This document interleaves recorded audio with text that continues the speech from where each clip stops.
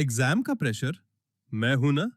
अभी सब्सक्राइब करो हमारे new channel the Gaurav Jain clips. चलो देखते हैं कि ये रिवैल्यूएशन कौन से खेत की मूली है। देखो वैसे तो आप रिवैल्यूएशन को पहले पढ़ चुके हैं चेंज इन पीएसआर के अंदर, और चेंज इन पीएसआर से जब एडमिशन में आपका ट्रांजिशन हुआ तो रिवैल्यूएशन की भी सीमाएं थोड़ी सी बदल गई हैं, कहानी थोड़ी सी अलग भी हो गई है। तो पहले समझते हैं क्या है। आपने अगर वहां नहीं भी पढ़ा तो भी कोई दिक्कत नहीं है, और पढ़ लिया तो भी आ जाओ, रिवाइज हो जाएगा। पहले समझते हैं रिवैल्यूएशन क्या है और इसकी जरूरत क्यों पड़ती है। मान लेते हैं कि 1 अप्रैल को एक बैलेंस शीट बनती है दो पार्टनर्स की जिनका प्रॉफिट शेयरिंग रेशियो है 3:2। ये बैलेंस शीट कहती है कि भैया इस समय हमारी मशीनरी है 1 लाख, हमारा फर्नीचर है 1.5 लाख, और बाकी बहुत सारी चीजें हैं जो बैलेंस शीट के अंदर पड़ी हुई है। 1 जुलाई को, 1 जुलाई, एक नया पार्टनर आता है सी, और सी के आने के बाद जो नया प्रॉफिट शेयरिंग रेशियो है वो बदल के हो जाता है 5:3:2। यहां तक क्लियर है।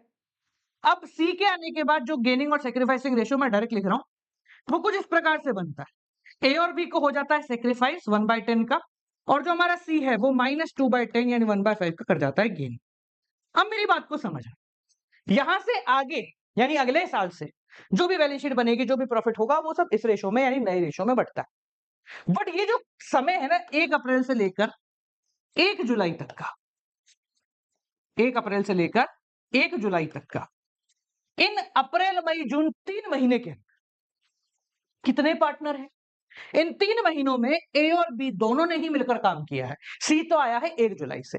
तो इन 3 महीनों के अंदर एसेट की या लाइबिलिटी की वैल्यू में अगर कोई बदलाव आया है और उस बदलाव से कोई प्रॉफिट या लॉस हो रहा है, तो उस पे सीधा सीधा हक इन पुराने पार्टनरों का पुराने रेशो में होता है। यानी कि सी के आने से जस्ट पहले 1 अप्रैल से लेकर 1 जुलाई तक जो बैलेंस शीट बनने के बाद 3 महीने हैं, सी के आने से जस्ट पहली वाली तारीख तक, इन 3 महीनों में अगर किसी एसेट की या किसी लाइबिलिटी की वैल्यू में अनइवन फ्लक्चुएशन आता है, तो उस फ्लक्चुएशन की जिम्मेदारी, उस फ्लक्चुएशन से होने वाला फायदा या नुकसान पुराने पार्टनर पुराने रेशो में ही संभालेंगे। दो केस है, या तो वो पुराने रेशो में संभाल लें या फिर वो बोलते हैं देखो भैया हमें लेना देना कुछ नहीं है, जितना हमें गेन या सेक्रीफाइस हुआ है बस उसका पैसा हमें दे दो। तो यहां पर ये जो 3 महीने के अंदर एसेट्स की वैल्यू में फ्लक्चुएशन आया है, इसको रिकॉर्ड करने के लिए जो हम खाता बनाते हैं उसको बोलते हैं रिवैल्यूएशन अकाउंट या फिर profit and loss adjustment account. याद रखिए इसको बनाने का मेन मकसद है change in the value of asset and liability. क्या मतलब है? Change in the value of asset and liability. कितने समय में? आखिरी बैलेंस शीट से लेकर के सी आया है उस तारीख तक। सर ऐसा क्यों करते हैं? देखो बहुत सिंपल है यार। सी बोलेगा मैं 1 जुलाई को आया, इससे पहले तुमने पिछले 3 महीने में कुछ किया जिससे 1 लाख रुपए का लॉस हो गया, तुम तो 1 जुलाई को आते मुझसे मांगोगे लाओ लॉस का पैसा दो। सी बोलेगा भैया मैं तो आज आया हूं, ये पुराना लॉस तुम संभालो। Point to be noted. Same goes with profit. मान लो प्रॉफिट हो रहा है, इन 3 महीनों में 1 लाख का प्रॉफिट हो गया, सी को तो अजीब फायदा हो गया ना, आते ही 1 लाख का प्रॉफिट मिल गया। तो ए और बी बोलेंगे देखो भैया ये तो हमारे 3 महीने की मेहनत है, तो इसका तो शेयर हम ही लेंगे। ठीक है, तो इसलिए ये ओल्ड रेशो में बट जाता है। अब कैसे बढ़ता है, अकाउंट कैसा होता है ध्यान से समझेंगे। तो पहले हम अकाउंट बनाते हैं फिर जनरल एंट्री समझेंगे। कुछ इस प्रकार से ये रिवैल्यूएशन अकाउंट बनाया जाता है। इसके अंदर कोई डेट नहीं आती है क्योंकि एक स्पेसिफिक डेट को ही बनाया जाता है। इसका फॉर्मेट पापा फॉर्मेट है। कौन सा भाई? पापा। Particular amount, particular amount, particular amount, particular amount. ठीक है। अब इसके अंदर बहुत सिंपल है, क्या आता है यहां देखिए, एसेट माइनस लाइबिलिटी प्लस इस तरफ आएगा और एसेट प्लस लाइबिलिटी माइनस इस तरफ आएगा। यानी कि अगर एसेट की वैल्यू कम हो रही है तो यहां लिखेंगे टू डिक्रीज इन एसेट, जितनी भी कम हो रही चेंज जो है वो हम यहां लिखेंगे। अगर लाइबिलिटी की वैल्यू बढ़ रही है तो हम यहां लिखेंगे, यहां पर अपोजिट, अगर एसेट की वैल्यू बढ़ गई तो जितनी इंक्रीज हुई है वो हम यहां लिखेंगे, जितनी डिक्रीज हुई है वो हम यहां लिखेंगे लाइबिलिटी की वैल्यू।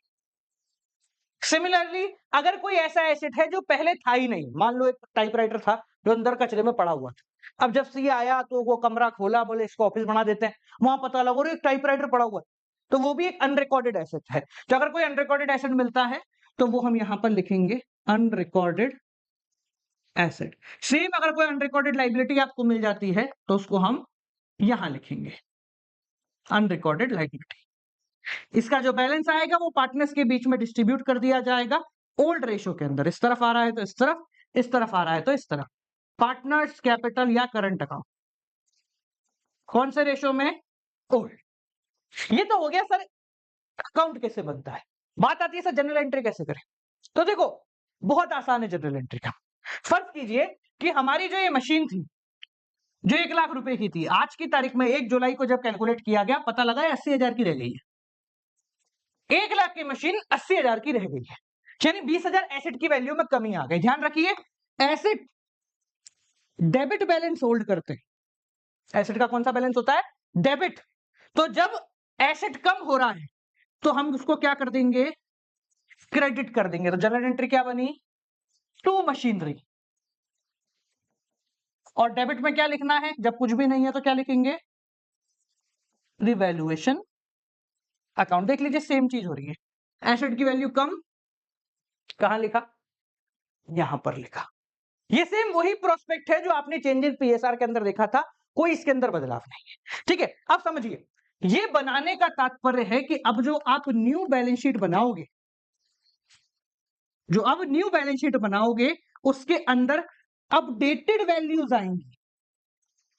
अपडेटेड वैल्यूज आएंगी। सर मतलब समझाओ। मतलब बहुत आसान है। मशीनरी 1 लाख की थी, 80,000 की रह गई। अगर हमने यहां मशीन को 20,000 से लिख दिया है, इसका मतलब है जो आप नई बैलेंस शीट बनाओगे उसमें मशीन अब कितने से आएगी? 80 से। कि भाई 1 लाख थी, 20,000 रिवैल्यूएशन में कम हो गया, बचा हुआ कितना है? 80, जो यहां पर शो कर दिया जाए। तो रिवैल्यूएशन अकाउंट बनाने के बाद जो बैलेंस शीट बनती है, जो हम नेक्स्ट या नेक्स्ट वीडियो में देखेंगे, वो नई वैल्यू से अपडेटेड वैल्यू से बनती है। पार्टनर हो सकता है ये बोले नहीं साहब मेरे को तो मशीन 1 लाख की ही दिखानी है, I don't want to change the value of machine या किसी भी चीज की। तो फिर हम इस बैलेंस को गेनिंग टू सेक्रीफाइसिंग जैसे बढ़ता है वैसे बांट देंगे गुडविल की तरह। अगर पार्टनर चाहते हैं कि उनके एसेट या लायबिलिटी की वैल्यू बैलेंस शीट में बदले ना, तो जितना भी आंसर आ रहा है, जो भी रिवैल्यूएशन का आंसर आ रहा है, इसको ओल्ड रेशियो में बांटने की जगह आप एक एंट्री कर देंगे गेनिंग टू सेक्रीफाइसिंग, काम खत्म हो जाए। समझ में आ गया? ठीक है, वापस समझ लीजिए रिवैल्यूएशन अकाउंट। रिवैल्यूएशन अकाउंट एक ऐसा अकाउंट है जो आखिरी बैलेंस शीट से लेकर नए पार्टनर के एडमिशन तक जो एसेट और लायबिलिटी की वैल्यू में फ्लक्चुएशन आया है उसको रिकॉर्ड करने के लिए बनाया जाता है। इसके अंदर अगर एसेट की वैल्यू कम हो रही है, लायबिलिटी बढ़ रही है तो डेबिट साइड आता है। एसेट बढ़ रहा है, लायबिलिटी कम हो रही है तो क्रेडिट साइड आता है। समझ में आ गया? एंट्रीज इसी प्रकार से होती हैं, अपन ने पहले भी देख ली है। जो बैलेंस होता है वो इसका इधर ओल्ड रेशियो में बढ़ जाएगा या फिर गेनिंग टू सेक्रीफाइसिंग में चला जाएगा अगर पार्टनर वैल्यू फ्लक्चुएट नहीं करते। ये जो वैल्यू फ्लक्चुएट नहीं करने वाला केस है ये नहीं आता पेपर में, मतलब बहुत ही किस्मत ही फूटी हो तो आ जाता है, बाकी नहीं आता, ओल्ड ही आएगा, क्वेश्चन में मेंशन होगा। क्या समझ गए? चलो अब अपन क्या करते हैं, एक क्वेश्चन करते हैं जिससे आपको और बेहतर तरीके से समझ आए। अब एक चीज समझ लो भैया, अब आपके यहां से लेकर के डिसोल्यूशन तक, एडमिशन, रिटायरमेंट, डेट डिसोल्यूशन, ये 4 चैप्टर ऐसे हैं जिसके अंदर क्वेश्चन का मतलब ये है, बिल्कुल ऐसा ही क्वेश्चन होगा हर जगह। पहले 1-2 लाइन लिखी होंगी, फिर एक बैलेंस शीट बनी होगी, फिर नीचे कुछ एडजस्टमेंट होंगे। इनकी मदद से आपको कुछ खाते बनाने पड़ेंगे, जैसे अभी अपन तो रिवैल्यूएशन अकाउंट बना रहे हैं, बस बाकी भी बनाएंगे बाद में। Revaluation, partners capital, balance sheet, कभी कभार कैश का, कभी कभार बैंक का, कभी कभार पार्टनर के लोन का। ये कुछ 4-5 खाते हैं जो आने वाले 4-5 चैप्टरों के अंदर आपको क्रिएट करने हैं। 4-5 क्या, 3 चैप्टरों के अंदर आपको क्रिएट करने हैं। इसलिए मैं वापस समझा रहा हूं इस बात, रिवैल्यूएशन को फील करो, रिवैल्यूएशन को अच्छे से समझो। ठीक है, अब इस क्वेश्चन को कैसे करते हैं, हमें सिर्फ रिवैल्यूएशन अकाउंट बनाना है और कुछ भी नहीं बनाना है। तो देखिए हमारे सामने क्या है, ए और बी आर पार्टनर। मैं अगले पेज पे लिखूं इसको। जब भी हम क्वेश्चन पढ़ेंगे तो क्वेश्चन पढ़ते समय एक नोट बनाते हैं, A and B are partner carrying profit and losses in the ratio 2:1। हमने यहां लिखा A और B दो पार्टनर हैं, इनका प्रॉफिट शेयरिंग रेशियो कितना है? 2:1। मैं जनरल एंट्री भी कराऊंगा और अकाउंट भी बनवाऊंगा। ठीक है, इनकी बैलेंस शीट कुछ इस प्रकार से। अब हमें सिर्फ रिवैल्यूएशन बनाना है तो इसकी मुझे ज्यादा जरूरत नहीं है।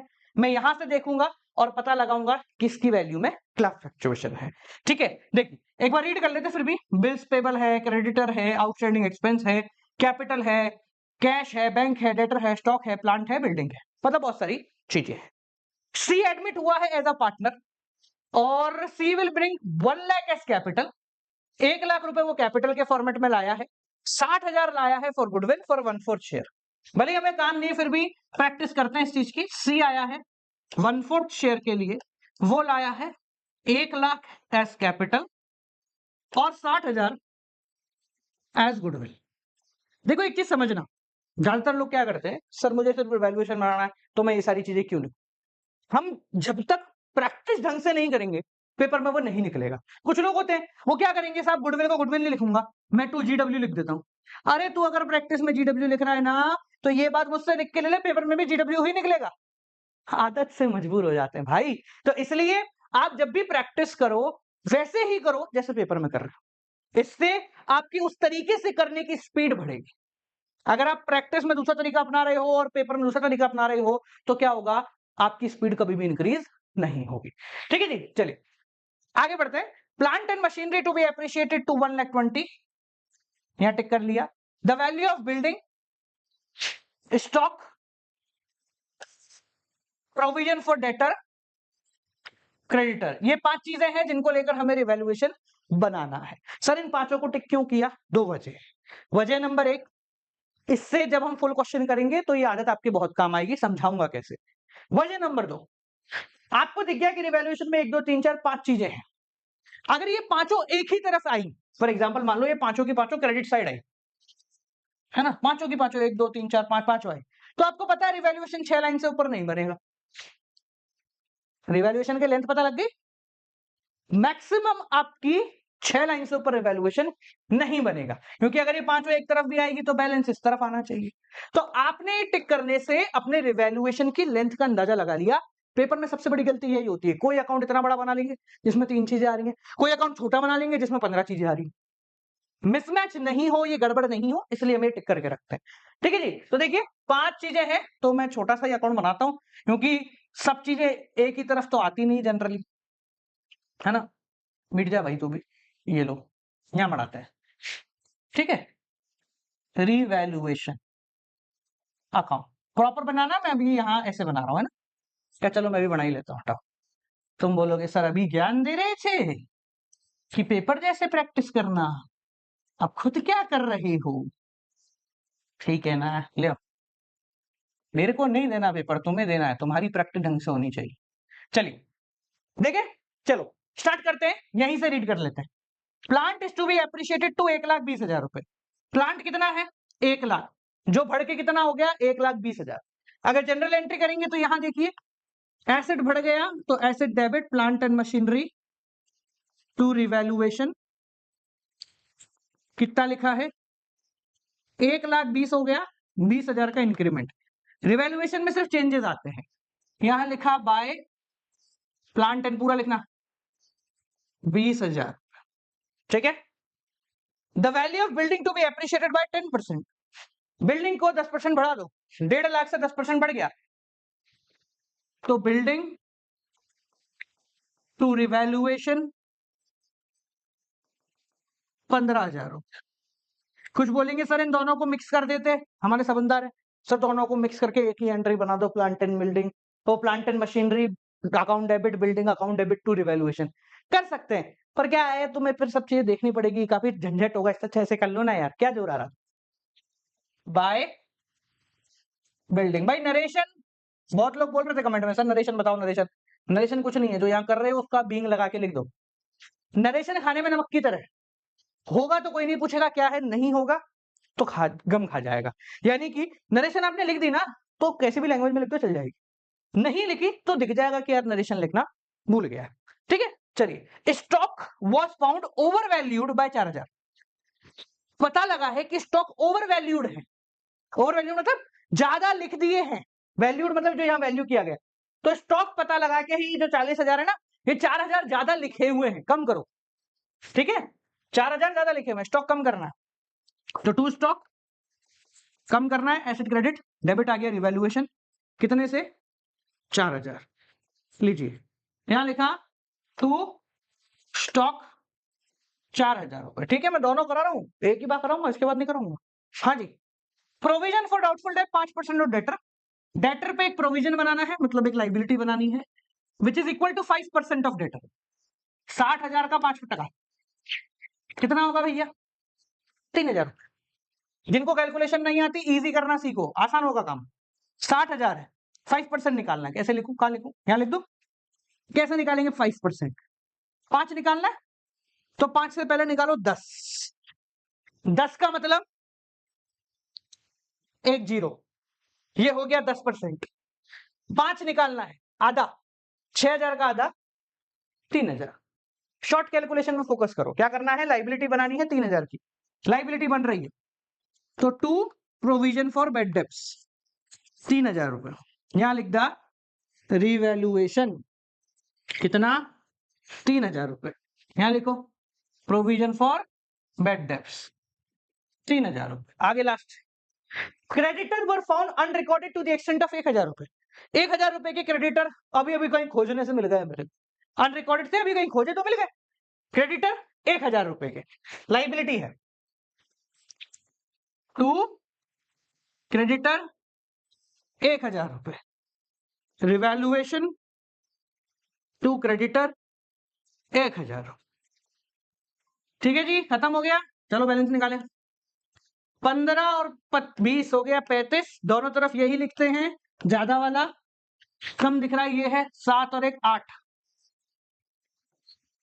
कितना हो गया 27,000 रुपए। टू पार्टनर को बांट दो, पार्टनर कैपिटल ए बी 2:1 3, 2:1 यानी कितने बांटा, 2:1 है ना, 3 3 गया 9, 9 दूनी 18 और 9, 18 और 9। अगर आप एंट्री मांगोगे ना, जनरल एंट्री कर देता हूं उसकी, लो जनरल एंट्री मांगो, जनरल एंट्री भी हो जाएगी। क्या करना है, revaluation to A's capital to B's capital, लो ये जनरल एंट्री हो गई। ठीक है, ऐसे भी कर सकते हो गया, ये हो गया हमारा प्रश्न समाप्त।